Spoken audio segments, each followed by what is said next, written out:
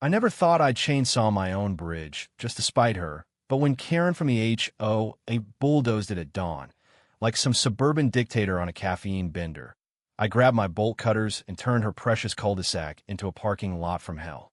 Picture this, me grease-streaked flannel and all, welding a steel gate across the only road out of Eagle Ridge Estates, while her Prius idled behind me, honking like a pissed-off goose. And yeah, I slapped a toll booth on it. $1.20 for locals, $50 for out-of-towners, because nothing says "Welcome to America" like making busybodies pay for their own drama.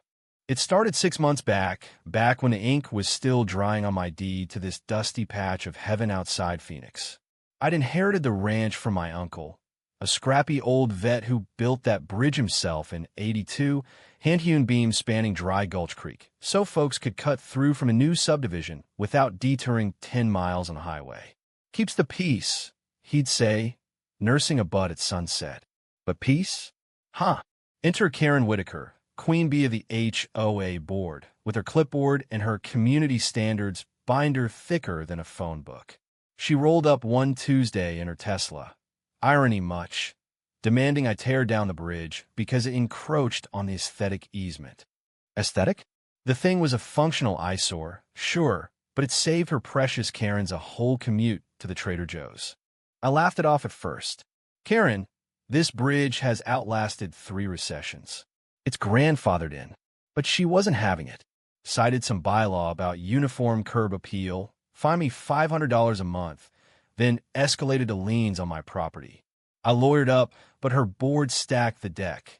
Neighbors too scared of her bake sale blackmail to vote against her. Whispers in the grocery aisle. Don't cross Karen. She'll key your Subaru. By week 8, the fines hit $4,000, and I was staring down foreclosure on the only piece of my bloodline left. Betrayal burned hotter than Arizona asphalt. These weren't neighbors. They were leeches in Lululemon, hiding behind covenants while I bled for the land. That's when the hook twisted. Last Tuesday, 5 a.m., her crew shows up unannounced. Subcontractors in vests, backhoe humming like Judgment Day. No permit, no warning, just Karen in the cab, yelling code violation as the bucket arm swung. With splintered, creek water churned to mud. My bridge, Uncle Ray's bridge, gone in under an hour. I sprinted out barefoot, shotgun in hand, unloaded, but who needs to know? Screaming obscenities that echoed off the saguaros.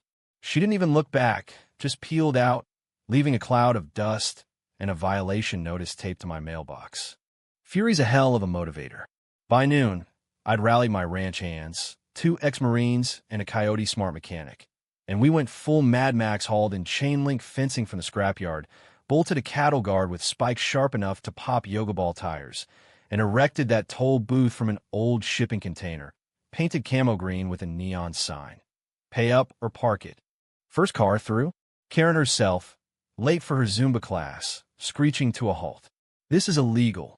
I'll sue, she howled, face purple as a prickly pear.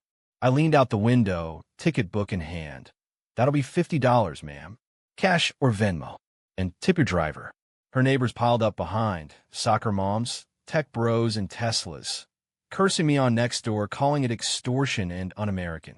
One guy tried ramming the gate, dented his bumper, owed me $200 for repairs. The backlash hit like monsoon season. Petitions flew. The local Fox affiliate ran a segment. Rancher's Revenge shuts down suburbia, with talking head decrying my vigilante toll. Karen lawyered up for real this time, dragging me to small claims, but my attorney countered with trespassing charges and emotional distress from her demolition derby.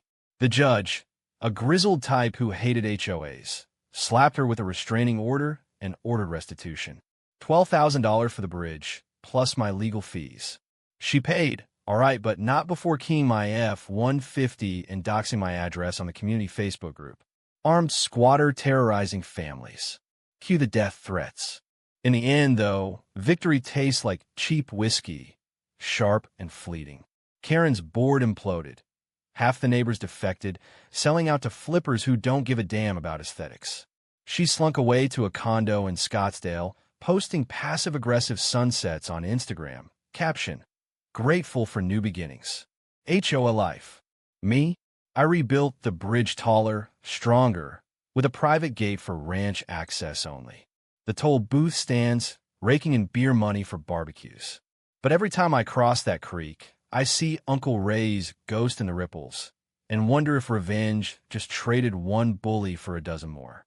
America is full of Karens. After all, clipboards in one hand, grudges in the other. And me? I'm just a fool who made him pay.